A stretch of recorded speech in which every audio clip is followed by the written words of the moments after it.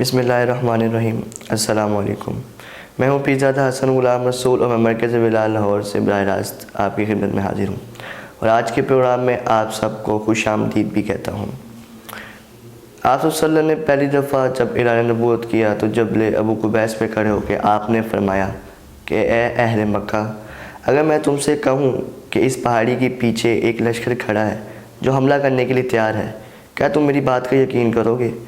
تو تمام اہل مکہ نے بیک آواز میں کہا کہ اگرچہ ہمیں کوئی ایسا لشکر نظر تو نہیں آ رہا، مگر اگر آپ فرماتے ہیں تو صحیح فرماتے ہوں گے، کیونکہ آپ نے کبھی زندگی میں جھوٹ نہیں بولا، کیونکہ آپ صادق ہیں، کیونکہ آپ امین ہیں۔ وہ دشمن تو تھے آپ صلی اللہ علیہ وسلم کے، مگر وہ اس بات کی گواہی دیتے تھے کہ آپ سے بڑا سچا انسان اس دنیا میں کوئی نہیں ہے۔ وہ دشمن تو تھے آپ کے، وہ بغض تو رکھتے تھے آپ سے، لیکن اس کے باوجود وہ اپنی امانتیں آپ کے پاس روایا کرتے تھے، کیونکہ ان کو اپنوں سے زیادہ آپ پر یقین تھا کہ آپ کبھی امانت میں خیانت نہیں کریں گے۔ لیکن آج کے مسلمان کا کیا کردار ہے، یہ دیکھ کر افسوس ہوتا ہے۔ اللہ نے ایسا نبی دیا کہ جس کی صداقت اور امانت دار ہونے کی گواہیاں ان کے دشمن بھی دیں، لیکن آج کے مسلمان نے ان کی شخصیت سے کوئی سبق حاصل نہیں کیا۔ آج کی دہشت گردی ہو تو سمجھا جاتا ہے مسلمان نے کی ہے، آج مسلمان جھوٹا ہے، آج مسلمان فریب کرتا ہے، آج مسلمان امانت میں خیانت کرتا ہے۔ یہ مسلمان کا کردار نہیں تھا۔ محترم ناظرین، ہمیشہ کی طرح ہماری رہنمائی کے لیے ہمارے ساتھ موجود ہیں ملک پاکستان کے معروف مذہبی اسکالر علامہ پیر شفاعت رسول۔ میں ان کا پروگرام میں خوش آمدید کہتا ہوں اور آج کے پہلے سوال کی طرف بڑھتا ہوں۔ علامہ صاحب، میرا پہلا سوال آپ سے یہ ہے کہ اللہ تعالیٰ نے ہمیں ایک ایسا نبی اور ایک ایسا پیغمبر دیا کہ جس کی صداقت کی مثالیں اس کے دشمنوں نے بھی دی، مگر اس امت کو کیا ہو گیا کہ اس امت نے جھوٹ، فریب اور بددیانتی کو اپنا شعار بنا لیا؟ اس کی وضاحت فرما دیں۔ بسم اللہ الرحمن الرحیم۔ اس میں تو کوئی شک نہیں کہ ہم اس نبی پاک صلی اللہ علیہ وسلم کے امتی ہیں کہ جن کے اعلان نبوت سے پہلے ہی چار دانگ عالم میں ان کی صداقت اور دیانت داری کا ڈنکا بج رہا تھا۔ اس میں بھی کوئی شک نہیں کہ قرآن پاک ایک سچی کتاب ہے۔ اس میں بھی کوئی شک نہیں کہ اسلام ایک مکمل سچائی اور حقیقت پر مبنی ایک کتاب ہے، اور اسلام سچائی اور حقیقت اور صداقت و دیانت پر مبنی ایک نظام زندگی ہمیں عطا فرماتا ہے۔ ہم لوگ بڑے عرصے سے، میں اپنی بات کرتا ہوں کہ بڑے عرصے سے ہم تلقین کر رہے ہیں، واعظ کر رہے ہیں، نصیحت کر رہے ہیں کہ نبی پاک صلی اللہ علیہ وسلم سچے پیغمبر تھے۔ آپ کے دشمن بھی آپ کو جب پکارتے تھے تو صادق الامین کہہ کے پکارتے تھے۔ آپ کے دشمن جو آپ کی جان کے پیچھے پڑ گئے تھے، آپ کو نعوذ باللہ قتل کرنا چاہتے تھے، آپ کو دیکھنا برداشت نہیں کر سکتے تھے، آپ کی گفتگو سننے کا ان میں تحمل نہیں تھا، مگر جب بھی کوئی امانت رکھنی ہوتی تو سب بیک زبان یہی کہتے تھے کہ اگر امانت رکھنی ہے تم نے تو محمد بن عبداللہ کے پاس رکھو۔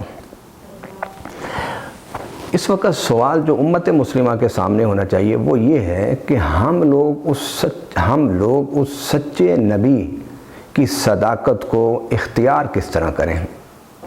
اور یہ بڑا المیہ ہے کہ امت مسلمہ میں سچ بولنے والے لوگ موجود ہیں، مگر آپ اگر دیکھیں تو زیادہ تر لوگ وہ ہیں کہ جو سچ سے پہلو تہی کرتے ہیں، سچ سے اجتناب کرتے ہیں، سچ سے دور رہتے ہیں۔ حالانکہ میں پاکستان کی بات کرتا ہوں اس لیے کہ میں پاکستانی ہوں اور پاکستان میں رہتا ہوں۔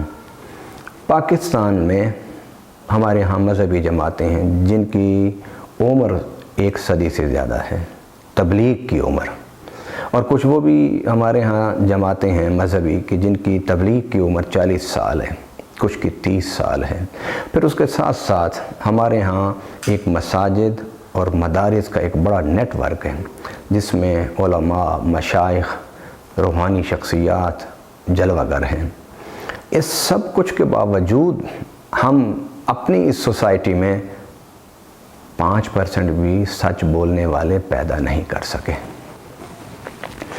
شاید اسی بات کو اقبال علیہ رحمت نے ان الفاظ میں ان کا اظہار کیا کہ امتی باعث رسوائی پیغمبر ہیں، کہ ہم جیسے جھوٹے لوگ، جھوٹ بولنے والے لوگ، دغا دینے والے لوگ، فراڈ کرنے والے لوگ، جب قیامت کے دن اللہ پوچھے گا کہ اے میرے پیارے یہ تیری امت ہے، تو اقبال کہتے ہیں کہ ہم جیسے امتی نبی پاک صلی اللہ علیہ وسلم کے لیے رسوائی کا سبب بنیں گے۔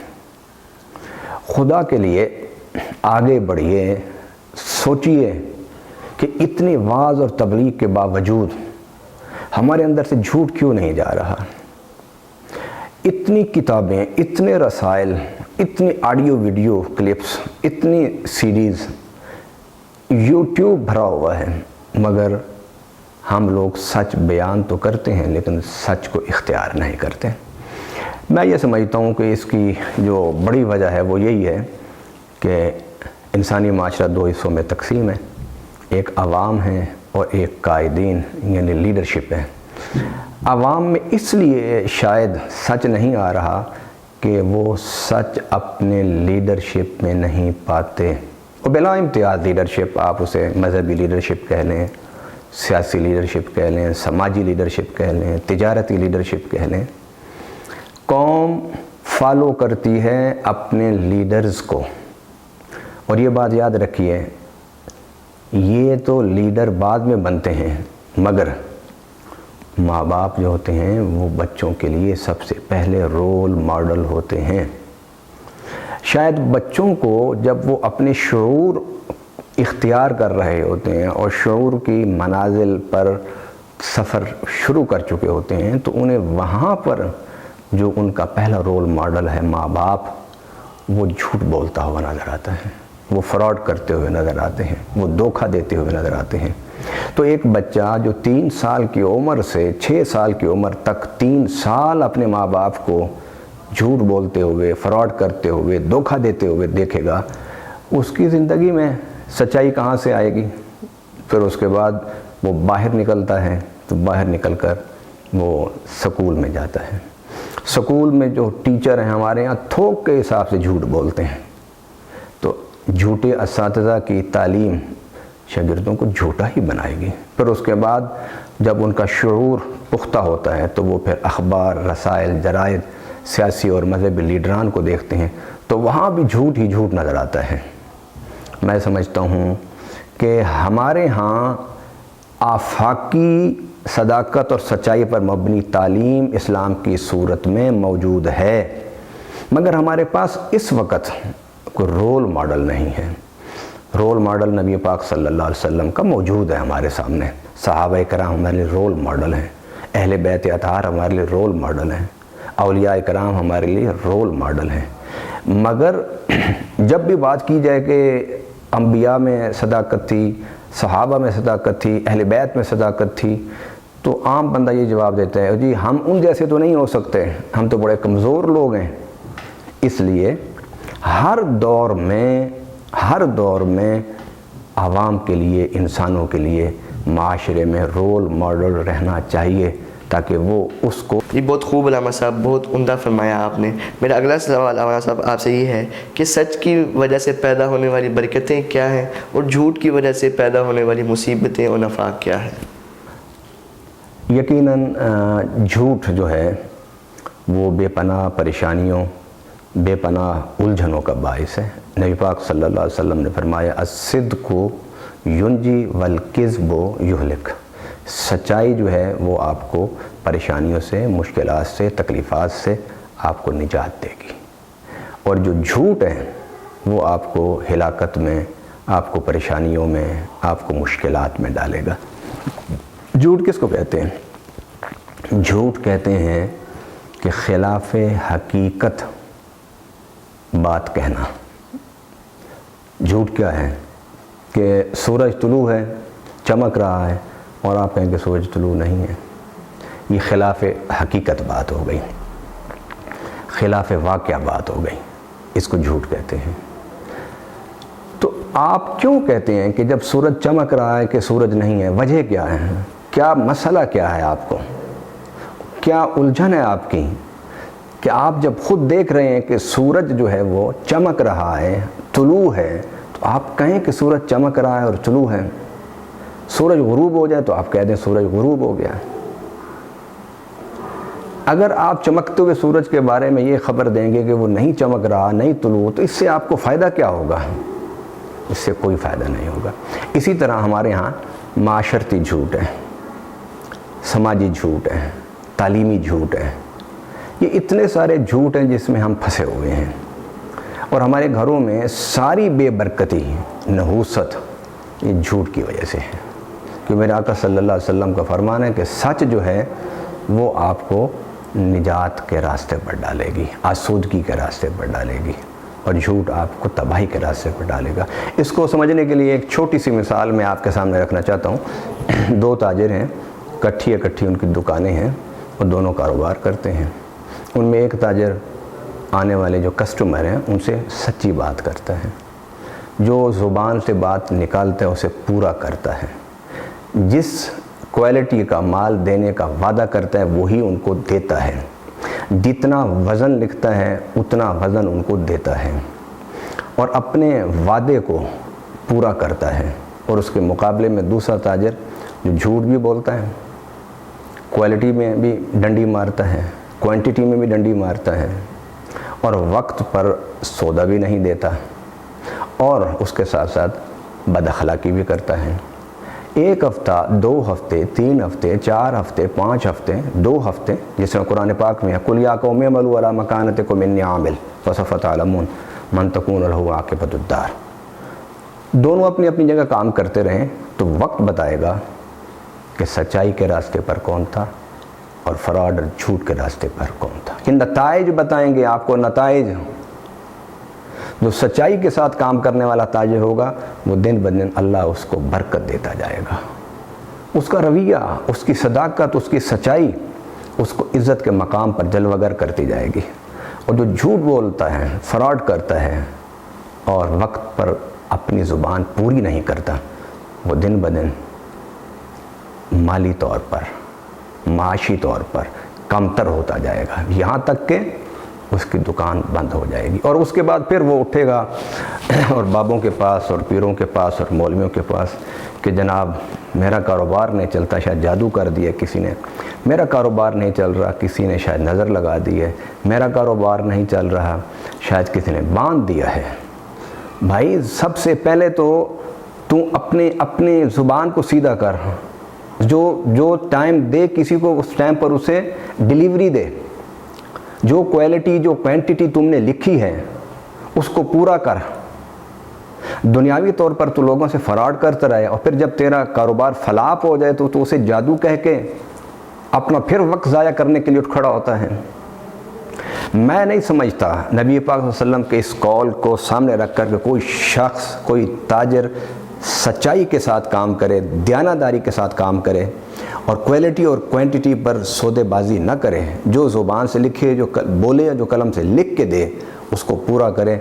اللہ کا وعدہ ہے اس شخص پر کبھی زوال نہیں آتا، اس میں برکت ہوتی ہے، اس میں اضافہ ہوتا ہے، اس میں بڑھتا ہے انسان۔ یاد رکھیے سچائی سیڑھی ہے، آپ اس پر چڑھتے جائیں گے تو عروج پا لیں گے۔ جھوٹ ایک کنواں ہے، تباہی کا دہانہ ہے، جو اس سے سلپ ہو کے گر گیا پھر اس کو کوئی نہیں اٹھا سکتا۔ دنیا کے وہ اقوام جنہیں ہم مسلمان نہیں کہتے، ان کو دیکھ لیجئے، وہ کیوں معاشی طور پر ہم سے بہتر ہیں؟ وہ اس لیے بہتر ہیں کہ ان کے ہاں اصول تجارت سچائی کی بنیاد پر ہیں۔ جھوٹے آدمی سے کوئی ایک دفعہ دھوکہ کھائے گا، دوسری دفعہ کھائے گا، تیسری دفعہ اس کے قریب نہیں جائے گا۔ آپ کا جھوٹ آپ کو لوگوں سے دور کرے گا، آپ کا سچ آپ کو لوگوں کے قریب لے آئے گا۔ اس لیے میرے آقا صلی اللہ علیہ وسلم نے فرمایا کہ جھوٹ جو ہے وہ گھر میں رزق میں برکت ختم کر دیتا ہے۔ ایک حدیث مبارک ہے، میرے آقا صلی اللہ علیہ وسلم نے فرمایا کہ اگر تم قسمیں اٹھا کے، جھوٹ بول کے جب کاروبار کرو گے تو مال تو بیچ لو گے لیکن برکت ختم ہو جائے گی۔ ہمیں سچائی کا دامن تھامنا چاہیے، ہمیں سچائی کے ساتھ آگے بڑھنا چاہیے۔ جی علامہ صاحب، آج کی نشست کا آخری سوال اور سب سے ضروری سوال یہ ہے کہ کیا ایک مومن کسی مجبوری کے تحت جھوٹ بول سکتا ہے؟ کیا جھوٹ بولنا جائز ہوگا، اور اگر جائز ہوگا تو کیوں ہوگا؟ کیا ایک مومن جھوٹ بول سکتا ہے؟ یعنی اس کو کسی مجبوری کے تحت جھوٹ بولنے کی اجازت ہے؟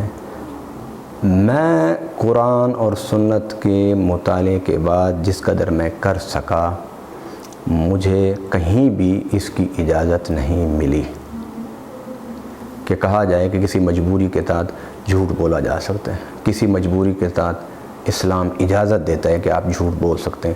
ایسا ہرگز نہیں ہے۔ اور کچھ لوگوں نے ویسی کوشش کی ہے اس بات کے لیے کہ مجبوری میں بندہ زو معنی بات کر سکتا ہے۔ بھائی زو معنی بات اور ہے، جھوٹ اور ہے۔ آپ زو معنی بات کو جھوٹ نہ کہیں، زو معنی بات سچی بات ہوتی ہے۔ مثلا میں آپ کو ایک سیرت سے اس کا حوالہ دیتا ہوں۔ نبی پاک صلی اللہ علیہ وسلم جب ہجرت فرما رہے تھے مدینہ کی طرف، تو سیدنا ابو بکر صدیق رضی اللہ تعالیٰ عنہ اور میرے آقا صلی اللہ علیہ وسلم گھوڑے پر، اونٹ پر جلوہ گر تھے اور آپ مدینہ کی طرف جا رہے تھے۔ سیدنا صدیق اکبر کیونکہ کاروبار کرتے تھے، سفر کرتے تھے، بہت زیادہ آنا جانا تھا، اس لیے جزیرۃ العرب میں لوگ ان کو کافی جانتے تھے۔ آپ بیٹھے ہوئے تھے اونٹ پر، نبی پاک صلی اللہ علیہ وسلم بیٹھے ہوئے تھے آپ کے آگے۔ تو اس نے پوچھا، ابو بکر تمہارا کیا حال ہے؟ سلام دعا کی اس سے۔ تو پھر باتوں باتوں میں نے پوچھا کہ یہ شخص کون ہے جو تیرے آگے بیٹھا ہے؟ اس وقت خطرات تھے۔ آپ کیا بتاتے؟ جھوٹ بھی نہیں بول سکتے تھے۔ اس لیے جھوٹ نہیں بول سکتے تھے کہ رب جس کو صدیق اکبر کہے، اس کی زبان سے جھوٹ نکل کیسے سکتا ہے؟ اس کی زبان سے کیسے جھوٹ نکل سکتا ہے؟ صدیق اکبر۔ میرے پاس وقت نہیں کہ میں صدیق اکبر پر بات کروں کہ صدیق اکبر کس کو کہتے ہیں۔ بالآخر آپ نے ایک جملہ بولا جس سے اس کی بھی تسلی و تشفی ہو گئی اور راز بھی راز رہا۔ وہ اس نے کیا، سیدنا صدیق اکبر نے کیا فرمایا ھذا رجل یہدینی، یہ وہ شخص ہے جو میرا ہادی ہے۔ آپ اس کو اگر سمجھنا چاہتے ہیں کہ جو سننے والا تھا اس نے کیا سمجھا اور ابو بکر صدیق کی مراد کیا تھی، میں آپ کو سمجھا دیتا ہوں کہ حضرت ابو بکر صدیق رضی اللہ تعالیٰ عنہ کی مراد یہ تھی کہ یہ دنیا اور آخرت، دین و شریعت میں میرا ہادی، میرا رہبر، میرا پیشوا ہے۔ اور اس سننے والے نے یہ سمجھا کہ یہ کہہ رہا ہے کہ یہ میرا گائیڈ ہے۔ جس طرح آپ دوسرے ملکوں میں جاتے ہیں تو وہاں کے محلوں سے، علاقوں سے، سڑکوں سے، بازاروں سے آپ واقف کار نہیں ہوتے تو وہاں آپ ایک گائیڈ لے لیتے ہیں، اور وہ گائیڈ جو ہے وہ آپ کو اس ملک کے مین مرکزی جو مقامات ہوتے ہیں ان کی سیر کرا دیتا ہے، تاریخی ورثے کے بارے میں بتا دیتا ہے، اہم واقعات آپ کو سنا دیتا ہے۔ اور پہلے زمانے میں لوگ جب سفر صحراؤں کا کرتے تھے تو گائیڈ ساتھ رکھتے تھے، کیونکہ ان کو راستوں کا پتہ ہوتا تھا کہ کس طرف جانا ہے، کیسے جانا ہے، کہاں مڑنا ہے، کدھر نہیں مڑنا، کیونکہ صحرا میں چلتے ہوئے ذرا بھی آپ غلطی کر لیں تو ایک غلطی سے کئی دنوں کے سفر میں اضافہ ہو سکتا ہے۔ اور صحرا کا سفر ویسے بڑا خوفناک ہوتا ہے، کیونکہ نہ پانی ہے، نہ سبزہ ہے، نہ چھت ہے، نہ چھاؤں ہے۔ تو آپ نے تو فرمایا کہ یہ میرے ہادی ہیں، میرے مرشد ہیں، میرے رہنما ہیں، میرے پیشوا ہیں۔ اس نے یہ سمجھا کہ یہ کہہ رہا ہے کہ یہ میرا گائیڈ ہے جو مجھے اس صحرا سے گزارنے کے لیے میرے آگے بیٹھا ہوا ہے۔ اب اس کو کوئی کہے کہ نعوذ باللہ اس میں کوئی سچ بات نہیں تھی، اس میں ذو معنی بات تھی۔ ذو معنی کا مطلب یہ ہے کہ اس جملے کے دو معنی تھے۔ ایک معنی وہ جو سیدنا ابو بکر صدیق رضی اللہ تعالیٰ عنہ نے مراد لیے، اور اس کا دوسرا معنی نکلتا تھا گائیڈ کا، کہ صحرائی گائیڈ، سفر کا گائیڈ، اس نے یہ مراد لیا۔ اب اس میں پردہ اور اخفا بھی رہ گیا، حضور صلی اللہ علیہ وسلم کی جو سیکورٹی تھی وہ بھی باقی رہ گئی، اور سیدنا صدیق اکبر نے بھی جو ان کا ایمان تھا اس کے مطابق انہوں نے جملہ بول دیا۔ اب اس سے یہ کہنا کہ جی ہاں کسی مجبوری میں پھنس کے انسان جھوٹ بول سکتا ہے، میں سمجھتا ہوں کہ یہ تعویلات وہی کر سکتے ہیں جن کے نفس میں جھوٹ ہو، جو جھوٹ بول کے سچے بننے کی کوشش کر رہے ہوں۔ آئیے ہم اس نقطے پر اپنی توجہ فوکس کریں کہ سینکڑوں مذہبی جماعتیں، ہزاروں واعظین و خطباء، لاکھوں مساجد، لاکھوں مدارس، لاکھوں واعظین، اور آج یوٹیوب پر تو ایک بھرمار ہے نا، مختلف عنوانوں سے، مختلف ناموں سے سمجھانے پر لگے ہوئے ہیں، بس سمجھانے پر مصروف ہیں، سمجھانے میں اپنا سارا وقت گزار رہے ہیں، مگر نتیجہ اس کا زیرو ہے۔ اگر ہم معاشرے میں سچائی دیکھنا چاہتے ہیں تو سب سے پہلا جو ہمارا پوائنٹ ہے ماں باپ کا، ان کو سچ بولنا ہوگا۔ اگر سچ نہیں بولیں گے تو آپ کے بچے سچ بولنا سیکھیں گے نہیں۔ جب آپ ان کو 2-3 سال جھوٹ بول بول کے ان کی فطرت، ان کی سرشت، ان کی نیچر میں جھوٹ آپ ڈال دیں گے، پھر ساری زندگی آپ کو رونا پڑے گا۔ وہ کبھی بھی جھوٹ نہیں چھوڑیں گے الا ماشاء اللہ، کہ اللہ جس کو ہدایت دے دے۔ اللہ تعالی ہم سب کو سچ بولنے والا بنائے۔ وما علینا الا البلاغ المبین۔ جی بہت بہت شکریہ علامہ صاحب آپ کے ٹائم کا۔ محترم ناظرین، اللہ سے یہی دعا ہے کہ اللہ تعالی ہمیں ہر موڑ پہ، ہر وقت، کسی بھی مشکل میں بھی ہمیں سچ بولنے کی توفیق عطا فرمائے اور جھوٹ سے ہمیشہ دور رہنے کی توفیق عطا فرمائے، کیونکہ جھوٹ تمام برائیوں کی جڑ ہے اور ہمیں جڑ سے ہی دور رہنا چاہیے۔ اپنا بہت سارا خیال رکھیے گا۔ انشاءاللہ ملاقات ہوگی اگلے ہفتے ایک نئے موضوع کے ساتھ۔ اللہ حافظ۔